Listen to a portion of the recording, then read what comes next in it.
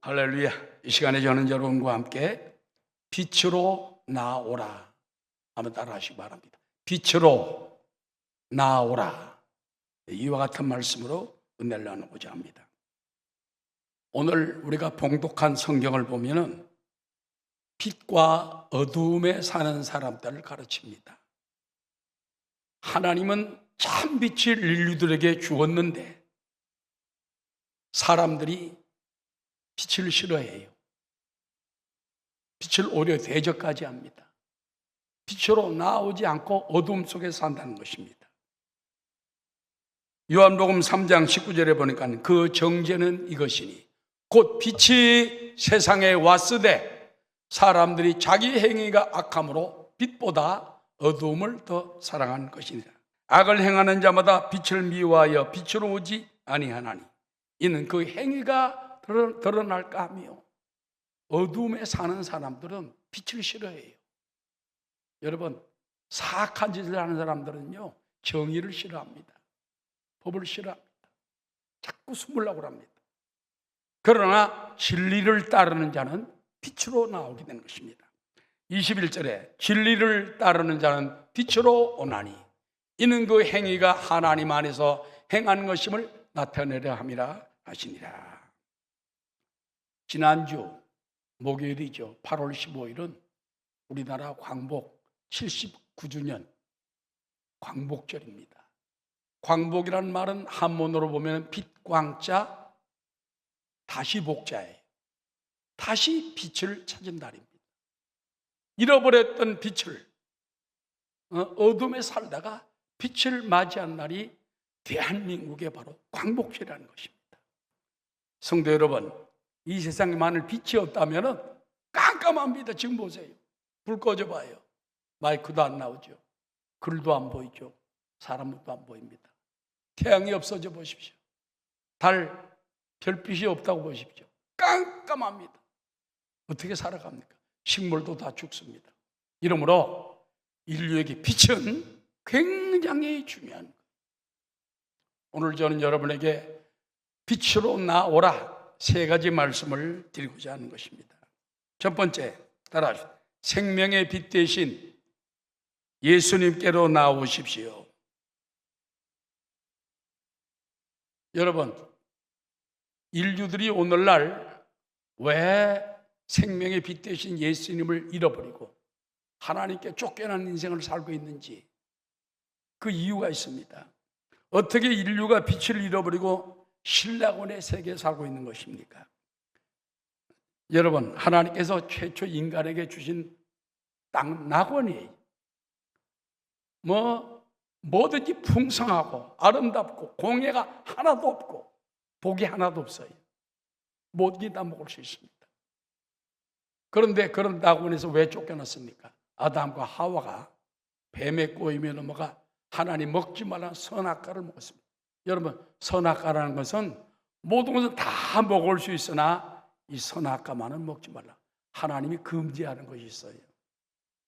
여러분, 하나님께서 여러분을 다 용서하지만은 하나님을 대적하고 욕하고 배반하고 무시하고 믿지 아니하고 불신은 하나님이 인정할 수 없어요. 그러므로 이 세상에서 가장 무서운 죄가 뭐냐? 믿지 않는 불신의 죄인 것입니다. 부모도 마찬가지. 부모를 믿어줘야지. 네가 무슨 부모야? 이런 식으로 나오면 그건 정말로 온전치 못하죠. 그래서 아담과 하와는 하나님이 따먹지 말라는 하나님의 권위인 선악과를 따먹고 타락해서 쫓겨납니다. 그래서 신락원, 로스트 파라다이스, 낙원을 잃어버린 곳에 살게 된 것입니다. 오늘날 모든 인류들은 하나님의 낙원에 쫓겨나 빛을 잃어버린 신락원의 삶을 살고 있는 것입니다. 창세기 3장 22절은 이렇게 말합니다. 야훼 하나님이 이르시되 보라, 이 사람이 선악을 아는 일에 우리 중 하나같이 되었으니 그가 그의 손을 들어 생명나무 열매도 따먹고 영생할까 하노라 하시고 야훼 하나님이 에덴 동산에서 그를 내보내어 그의 그늘이 된 땅을 갈게 하시니라. 이같이 하나님이 그 사람을 쫓아내시고 에덴 동산 동쪽에 그룹들과 두루 도는 불칼을 두어 생명나무의 길을 지키게 하십니다. 여러분, 사람이 죄를 지은 다음에 생명 과일을 따먹으면은 그거는 그야말로 죽지도 못하고 살지도 못하는 회개할 기회가 없는 거예요. 그래서 생명나무 열매를 못 따먹은 쫓아낸 것입니다. 나중에 회개의 기회를 주는 것이에요. 에덴 동산에서 쫓겨난 인생들은 빛을 잃어버렸고 영생도 축복도 참된 평안도 기쁨도 잃어버린 삶을 살게 된 것입니다. 오늘날 우리가 아무리 돈이 많고 영예가 있고 쾌락을 누려도 항상 허전한 것이 있어요.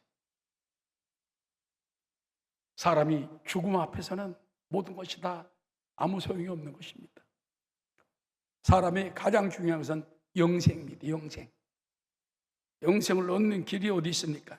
따라합시다. 참빛 대신 예수님을 영접하면 빛을 찾은 사람이 됩니다. 참빛은 하나님의 독생자 예수 그리스도인 것입니다. 요한복음 8장 12절에 예수께서도 말씀하여 이르시되 나는 세상의 빛이니 나를 따르는 자는 어둠에 다니지 아니하고 생명의 빛을 얻으리라. 예수님이 빛으로 왔어요. 환하게. 여러분이 예수님을 믿고 영접하면은 그때부터 빛과 함께하는 삶이 되는 것입니다. 여러분, 태양이 비치는 빛하고 달이 비치는 빛이 틀립니다. 달도 밤에 보면 달빛이 환하잖아요. 태양빛은 뭐 낮에 말할 수도 없고. 중요한 것은 태양은 발광체예요. 빛을 스스로 냅니다. 달은요 반사체입니다. 태양의 빛을 받아가지고 비춰주는 거예요. 우리 성도들도 마찬가지입니다. 발광체가 아닙니다. 빛 대신 예수님을 내 마음에 모실 때 반사가 되면서 진리가 나가고 빛이 나가고 기쁨이 나가고 평안이 나가는 거예요. 그러므로 누구든지 예수 믿으면 멸망하지 않고 영생을 얻으리로다. 영생을 얻으리로다. 요한복음 1장 9절 보면 이와 같이 말씀합니다. 참빛 곧 세상에 와서 각 사람에게 비치는 빛이 있었나니 그가 세상에 계셨으며 세상은 그로 말미암아 지은 바 되었으되 세상이 그를 알지 못하였고, 또 요한복음 1장 11절에 보면은 자기 땅에 오매 자기 백성이 영접하지 아니하였으나, 따라하시오. 영접하는 자, 곧 그 이름을 믿는 자들에게는 하나님의 자녀가 되는 권세를 주셨으니. 예수 믿는 것은요, 예수님을 받아들일 거예요. 예수님은 하나님이시고 하나님의 독생자로서 우리 내 대신 이 땅에 보내셔서 죽으시고 또 제물로 우리의 죄를 속량하신 속량 주 예수 그리스도를 영접할 때 그때 하나님의 자녀가 되는 것입니다. 이는 혈통으로나 육종으로나 사람의 뜻으로 나지 아니하고 오직 하나님께서 난 자들이니라. 여러분, 성경 다음에 많이 읽히는 책이 있다고 합니다. 필그림스 프로그레스라는 철로 역정이라는 존 번연의 유명한 책이에요.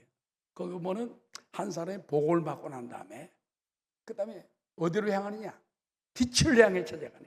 그러면서 가면서 빛, 빛, 빛, 빛. 그에게는 빛밖에 없어요. 찾는 것이. 빛을 만나자마자, 십자가의 빛을 만나자마자 어깨에 있던 짐들이 다 떨어져 버리고 자유함을 얻게 되는 것입니다.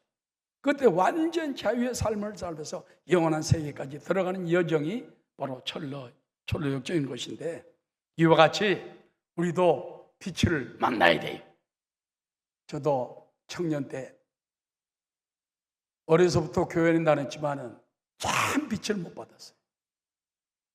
어느 날 수요 예배 때인데 조용기 목사님께서 설교를 하시면서 은혜를 받아야 된다 그러면서 그룹에서는 오늘 밤 집에 가지 말고 철회해서라도 주님을 만나라, 꼭 나에게 주는 말씀은. 그날 밤 집에 안 갔습니다. 교회에서 밤새껏 철회하게 됐습니다. 근데 뭐 기도가 5분밖에 못하는 사람이 뭐 밤새껏 무슨 기도를 합니까? 마음이 답답한데 그때 마음속에서 심령이 가난한 자는 복이 있나니, 그 소리가 딱 들어와요. 그래서 성경을 뒤져보니까 심령이 가난한 자는 복이 있나니 천국이 저희 것입니다. 얼마나 감사한지. 하나님, 나같이 마음이 답답하고 이러는 사람도 천국을 주시니 감사합니다 할 때 눈물이 터져 나오면서 회개가 다 나오는 거예요. 그때까지 지은 죄가 다 생각이 나면서 막 하나님께 울며 기도하다 보니까, 여러분, 4시간 기도했어요. 4시간. 나 그렇게 기도 못하는 사람이에요. 밤새껏 울며 기도하는데, 그 다음날 아침에 새벽에 교회를 딱 나서는데 내가 변했어요. 눈이 확 밝아지고 세상이 빛으로 꽉 찼고, 모든 걸어가는 사람들이 막 천사 걸어가는 것 같고, 옛날에는 불평 불만이 있었는데 감사밖에 안 나와요. 저 못대 딱 부딪혀도 S자가 나오는 게 아니라 감사합니다. 내가 변하고 말은 거예요. 따라서 빛을 만납시다. 빛이 비춰지니까 진리가 확 들어오면서, 감사가 넘치면서, 은혜가 넘치면서, 그 다음부터는 지금까지 평생 후회 한 번 안 하고 은혜로 감사로 살고 있습니다. 할렐루야. 거저 감사합니다. 거저 감사합니다. 그래서 예수님이 빛이에요. 빛이 내 영혼 속에 확 들어오면 어둠이 물러가고, 죄악이 물러가고, 저주가 물러가고, 지옥이 떠나가 버리고 영생과 천국과 축복이 임하게 되는 것입니다. 예수 믿는 것은 받은 증거 많도다. 예수 귀한 예수 믿음 더욱 줍소서.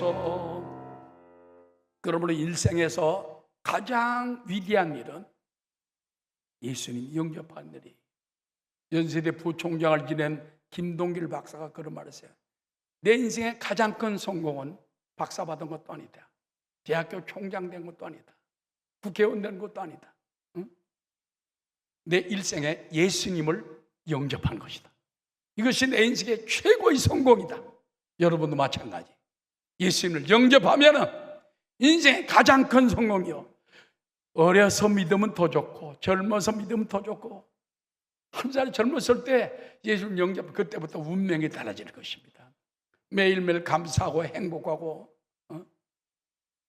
은혜 속에, 축복 속에 살게 되는 것, 이것이 바로 생명의 빛 되신 예수님을 통해서 나오는 삶인 것입니다.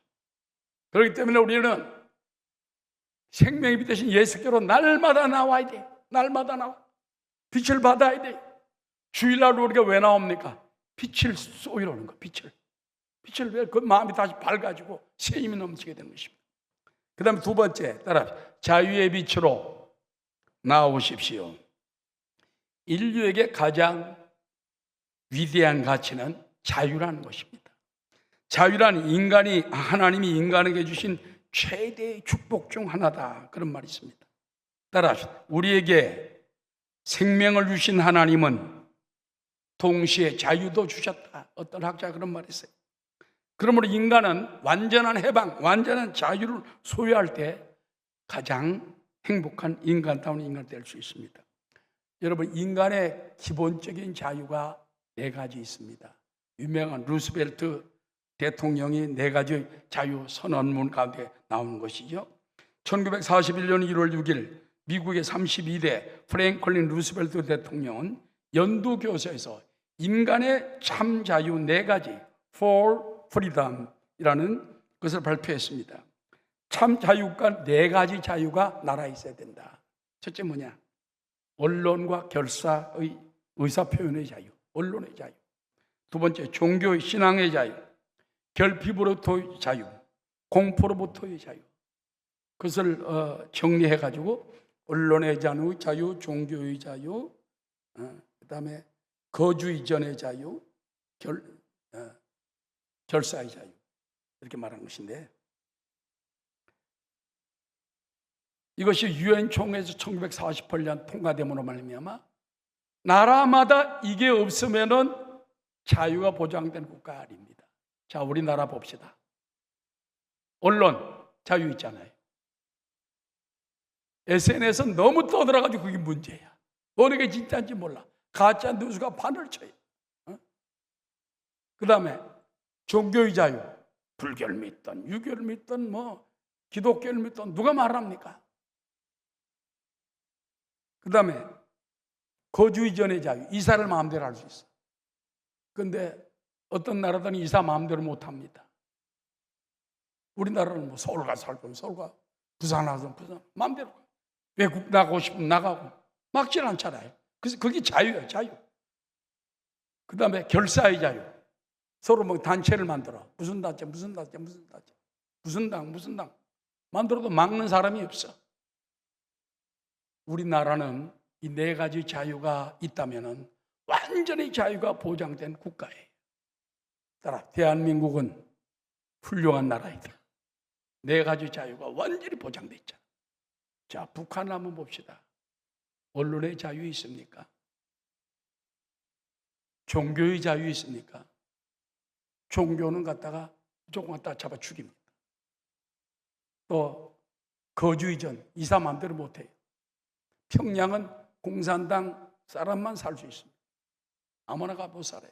이사도 마음대로 못해. 다 증서 받아 여러 군데 거쳐야 되고 마음대로 이사 못합니다. 그다음에 단체 못 만듭니다. 공사는 하나밖에 없어. 그렇기 때문에 그들에게 자유가 필요한 거예요. 오늘 세상에도 이와 같은 자유가 있는 거 우리 감사하게 되시기를 주의 이름으로 축원합니다. 그런데 우리나라는 대한민국이 참 자유를 일본에 빼앗겼던 지난 36년 시절의 슬픔이 있습니다. 우리나라 삼천리 반도를 보면요, 북쪽에는 중국 소련이 있지요. 저 옆에는 일본 섬나라 있죠. 삼면으로 둘러싸여가지고 걸핏하면 침공을 하는 거예요. 청나라, 일본, 뭐 외족. 그런 고통을 당하면서 많은 고통을 당했습니다. 특별히 114년 전에 일본에게 강점 합병을 당합니다. 1910년 8월 29일 우리나라가 일본의 강압에 의해 하늘합봉의 조윤함으로 말미암아 그날 나라를 잃고 이제는 말도 빼앗기고 성도 빼앗겼어요. 농사 지은 것은 공출로 착취당하고 아버지는 보국대, 형님은 징용으로 전쟁때 총맞이로, 누님은 정신대로 끌려갔다고 그때 추억을 말합니다. 그러니 참 일본 사람도 대단한 사람들이었죠. 그 속에서 우리가 조금 독립운동하면은 막 잡아다가 때리고 고문하고 죽이고 토막을 내서 죽이고. 유관순 여사 같은 사람도 보면은 얼마나 고통을 많이 당했습니까? 감옥에 들어갔어. 유관순 열사는 17살에 서대문 감옥에 처음 들어갈 때 깜짝 놀랐답니다. 여성 8호실에 사람이 4명, 5명 들어가면 딱 맞을 자리인데 거기에 30-40명이 전부 서 있더래. 연필꽂이 하는 것처럼 말이죠. 전부 서가지고 쥐가 나니까 이렇게 들고 이렇게 들고. 여러분, 말이 그렇지 사람 3명, 4명 들어갈 감옥에 30-40명을 때려넣는 이런 사람들이 어디 있습니까? 거기서 잠도 못 자요.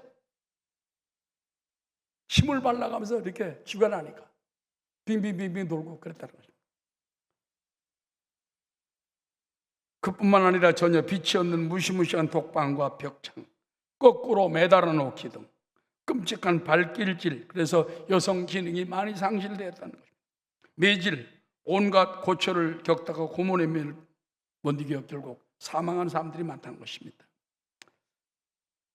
당시 일본 관리들은 조선인은 짐승만도 못하게 되었고 사람이 아는 마귀 형상으로 조선인들을 괴롭혔다고 말하고 있는 것입니다. 그런데 8.15 해방이 선물로 왔어요. 우리가 전쟁으로 싸워서 뺏은 게 아니잖아. 일본이 항복을 하면 좋을 텐데 항복을 안 해요. 끝까지 대전하니까는 2차 대전을 벌린 그 주범 아닙니까? 독일하고. 그래서 미국이 히로시마와 나가사키에 원자 폭탄을 2번 터뜨리니까 바로 손을 들어오고 만 것이 8월 15일이에요. 일본 천황에 미조리 함상에서 그냥 항복 문서에다 도장을 딱 찍고 무릎을 꿇고 항복했어요. 그래서 해방은 따라하셨어요. 선물로 온 것이다. 물론 3.1운동도 하고 독립군들도 있었겠지만 그걸로 된 게 아니에요. 선물로 거저온 것이. 함석헌 선생이 그랬습니다. 어느 날 자고 나니까 선물이, 해방이라는 선물이 하늘로부터 거저 떨어졌다. 우리가 애쓴 것도 아니다. 그분은 그렇게 글을 썼습니다.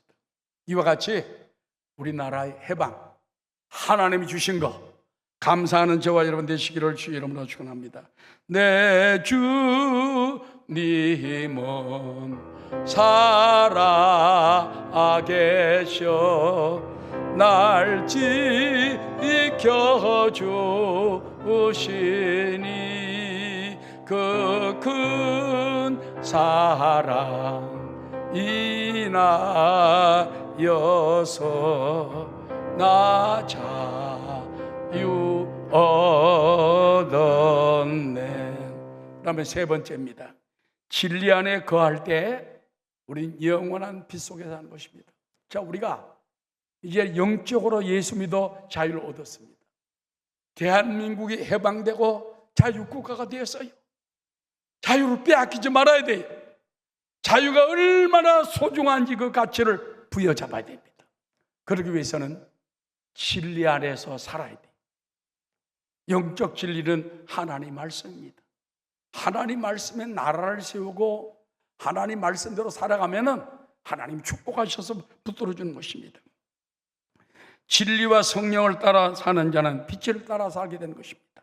요한복음 1장 14절에 말씀이 육신이 되어 우리 가운데 거하심에 우리가 그의 영광을 보니 아버지의 독생자의 영광이요 은혜와 진리가 충만하더라. 빛을 찾은 사람들은 은혜와 진리로 살라는 말인 것입니다.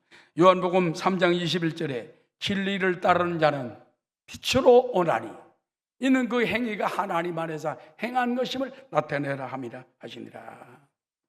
윤석열 대통령께서 79주년 광복절날 경축사를 낭독을 했습니다. 표어가 뭐냐? 되찾은 나라, 위대한 대한민국, 더 큰 미래의 세계로. 그렇게 뒤에 써놨어요. 되찾은 대한민국, 광복입니다. 되찾은 대한민국, 위대한 대한민국. 우리 대한민국이 이제는 시시한 나라가 아니라 되찾은 대한민국에 성장을 해서 위대한 대한민국이 됐지만은 여기서 그치지 말고 세계를 선도하는 더 큰 미래로 나가자. 큰 꿈을 얘기했습니다. 여러분, 사람은요 꿈을 가져야 돼. 말로 선포해야 돼. 꿈이 없는 백성은 망하는 것입니다. 그렇기 때문에 금방 뭐 이루어지지도 않을 걸 비웃지 말고 허망한 것 같지만 꿈을 가지고 선포하고 믿음으로 나가면 하나님이 때가 되면 이루어 주시는 것입니다. 할렐루야.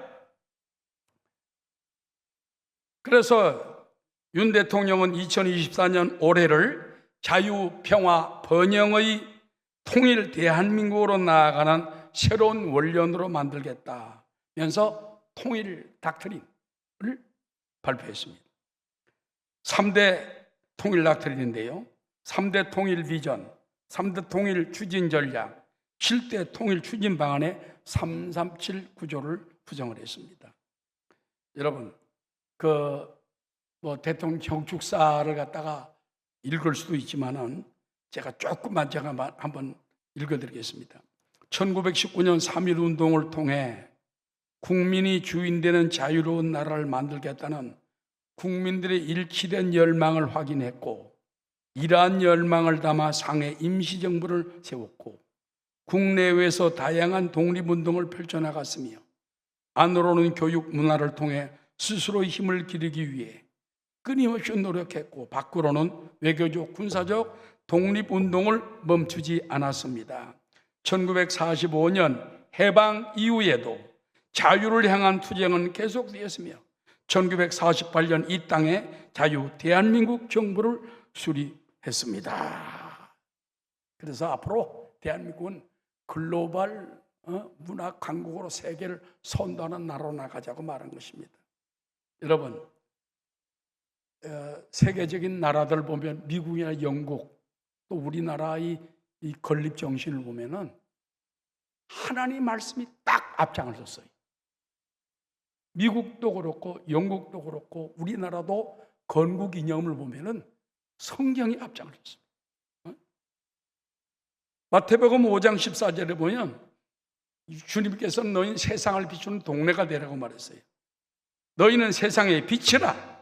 산 위에 있는 동네가 숨겨지지 못할 것이요 사람이 등불을 켜서 말 아래 두지 아니하고 등경 위에 두나니 이러므로 집안 모든 사람에게 비치느니라. 너희는 세상을 비추는 빛이 되라는 것입니다. 여러분, 미국이라는 나라가 이루어질 때 언덕 위의 도시라는 말을, 성경에 있는 이 말을 가지고 언덕에 있는 도시가 되어 세상을 비추는 나라를 만들겠다. 그래서 그 말을 한 사람이 존 윈스럽이라는 사람입니다. 그는 첫 번째 위대한 미국인으로 불리는데 그는 캠브리지 대학교 출신의 법률가로 미국 개척기의 지도자의 철저한 청교도였습니다. 그는 당시 미국 신대륙에 성경에 기초한 국가를 세우겠다는 이상에 불탔던 사람으로 과연 성경이 다스릴 수 있는 나라를, 정부를 세울 수 있을까 여부를 시험하기 위해서 1629년에 1000명을 배에다 태웠어요. 5척의 배 태우고 신대륙 향해 가던 중에 선상에서 예배를 드렸습니다. 그때 거기 뭐냐? 기독교의 사랑의 모델이라는 제목의 유명한 설교를 했습니다. 이 설교에서 우리가 세울 공동체는 언덕 위의 도시, A City on the Hill가 되어서 지상의 모든 국가와 교회가 우러러 볼 수 있는 공동체를 만들자. 여러분, 캠브리지 대학 출신의 법률가예요. 그 사람이 설교를 하는 거예요. 마태복음 5장 14절에 언덕 위의 도시가 되어 세상을 비추라고 주님이 말씀했는데 우리 한번 미국 신대륙에 가서 그런 나라를 세워봅시다. 꿈 같은 얘기 배 타고 하면서 그걸 듣는 거예요. 청교도들이. 그게 이루어졌습니까? 이루어졌어. 지금 미국은 세계가 우러러보는 나라, 세계를 비추는 나라가 된 것입니다. 영국도 마찬가지예요. 영국의 빅토리아 여왕 시대가 그때가 영국의 가장 왕성한 시대입니다. 그는 18살 소녀로 여왕이 되자 먼저 하나님 앞에 성경적 국가가 되도록 기도와 간구로 시작을 했습니다. 18살짜리. 우리나라 대통령이나 지도자들이 정신을 차려야 돼. 하나님께 기도부터 먼저 해야 돼. 성경 앞에 꿇어 엎드려. 그러면서 나중 1837년부터 1901년까지 64년 동안 여왕 노릇을 했어요. 제일 오래 했습니다. 빅토리아 여왕입니다.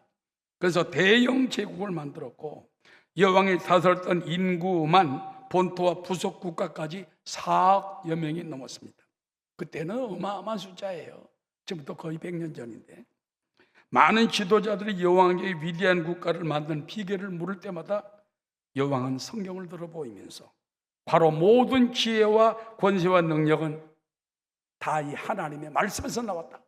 성경을 자랑해서 성경 속에서 영국 대영 제국이 세워졌고 그 많은 50여 개 나라가 다 영국을 부속 국가가 그때서 지금은 자유시켜줬지만 그래서 미국인의 영도 보면은 성경 중심으로 나라를 세울 때 위대한 나라.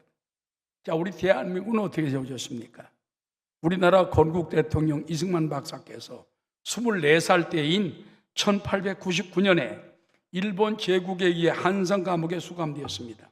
감옥이 얼마나 지옥 같았니? 손에는 수갑, 발에는 족쇄, 목에는 10kg짜리 돌멩이, 좁은 방에 6개월이 되자 죽는 게 낫겠다. 여러분 생각해요. 24살 청년이야. 독립운동한다고 잡혀서 수갑을 손발에 채우고 발에 족쇄 채우고 목에다 돌멩이를 10kg짜리 달고서 먹을 걸 제대로 준다니까 죽는 게 낫겠다. 그런데 문제는 예수 믿는 사람들이 안 믿고 죽으면 지옥 가고 간다는데 나 지옥 가면 어떡하지? 그 생각이 이승만 청년에게 들어온 거예요. 그래서 사람이 죽으면 선교사들이 말하는 천국이 있다는데 자기는 안 믿으니까 죽어도 딴 세상 감옥에 또 들어갈 생각을 하니 그렇게 원통하더라. 그래서 종교적 고뇌 후에 선교사 에빗을 불러서 영어 성경 한 권과 영어 사전 받고 단수 몰래 성경을 읽기 시작했습니다. 성경 속에서 이승만 청년이 하나님을 발견했어요. 하나님이 천지를 창조하시고 하나님 빛을 주시고 하나님 용서해 주시고 축복해 주시고 보내시고, 그래서 부르짖기 시작했습니다. 오 하나님, 날 구원해 주소서. 오 하나님, 대안을 구원해 주소서. 그때 하나님이 영감을 주셨답니다. 24살 이승만 청년에게 성경적인 나라를 세워라. 그래서 기독교 입국론이 그렇게 시작된 거예요. 그냥 세워진 게 아니에요. 미국이 그렇게 세워졌고 성경으로, 영국이 성경으로 세워졌고, 대한민국도 성경으로 세우니까 그 나라들은 이상하게 위대하게 잘 되는 거예요. 우리 가정도 마찬가지입니다. 성경으로 세우시길 바랍니다. 말씀에 세우시기를 주의 이름으로 축원합니다. 그래서 대한민국 건국은 기독교 정신에 출발한 것이에요. 마지막으로 윤 대통령의 경축사 가운데 대한민국의 칭송하는 발전상을 소개하는 것이 나와 있습니다. 대한민국이 걸어온 도전과 성취의 여정은 인류 현대사의 빛나는 기록이 되었고 큰 울림을 주었습니다. 지난 8월 1일 세계은행에서 중진국 함정이라는 보고서에서 대한민국을 성장의 슈퍼스타라고 지칭하면서 대한민국 성장의 역사가 모든 중진국이 숙지해야 할 필독서라고 평가해요. 그러니까 세계은행이 이제는 한국을 딱 내어서 코리아가 슈퍼스타다. 중진국들은 이걸 배우고 위대한 나라를 만들어라. 이 보고서는 코리아를 무려 100번이나 언급하며 투자, 기술 도입, 혁신에 이르는 우리의 성공 비결을 상세히 소개하고 있다. 작년 우리의 1인당 국민소득은 처음으로 일본을 넘어섰고, 난 그 깜짝 놀랐어. 일본 넘어선지 몰랐어. 2026년 2년 후에는 GNP가 4만 달, 국민소득이 4만 달러를 내다보고 있습니다. 올해 상반기 한국과 일본의 수출 격차는 역대 최저인 35억 달러를, 그러니까 옛날에는 일본은 선진국이었죠. 세계 미국 다음에 일본이었으니까. 그런 엄청난 부자 나라인데 지금 다 따라와가지고 수출까지 거의 따라와서 잘못하면 금년 말에 내년에는 뒤집는데 일본 수출량보다 한국 수출량이 무슨 말인지 잘 모르는 모양이네. 뒤집어진다. 그러니까 대통령이 이 말 한다는 건 거짓말 아니잖아. 국제적인 세계에 다 나가는 말인데. 그래서 우리나라 이렇게 위대한 대한민국이 됐나. 그러나 여기에서 멈추지 말고 더 큰 미래의 세계로 나가자. 언덕 위에서 동네를 비추는 그 도시가 되자. 앞으로 대한민국도 어떤 분은 미국 다음에 대한민국이 될 가능성이 없다. 위대한 나라가. 그런 말한 사람도 외국인이 있습니다. 여러분, 결론적으로 말씀 마치고자 합니다. 우리가 그리스도의 빛으로 나오는 게 얼마나 큰 축복인지 몰라요. 늘 우리는 예수님의 피단에 살아가며 빛을 더 환히 밝히기 위해서 기도하고 말씀의 빛을 받고 진리의 삶을 살아가며 복음을 전하는 빛의 사람들 되시기를 바라고, 그 다음에 우리 대한민국이 더 자유가 넘쳐나고, 그 다음에 북한을 생각할 때만 난 가슴이 아파요. 가슴이 아파요. 2,500만이 아직도 먹지도 못하고 이 밥에 고기국 먹어보는 것이 소원인데 평생 못 먹고 죽은 사람이 절반도 넘는다잖아요. 그런 사람들 어떻게 우리가 놔둘 수 있습니까? 주여, 저들도 하루빨리 자유를 되찾게 도와주시고 우리와 함께 참된 통일의 날을 이루게 도와주옵소서. 마지막으로 저와 여러분이 빛을 비추는 정말 언덕 위의 도시 같은 나라를 만들기 위해 기도하고 여러분 가정이 그런 가정이 되시기를 주의 이름으로 축원합니다.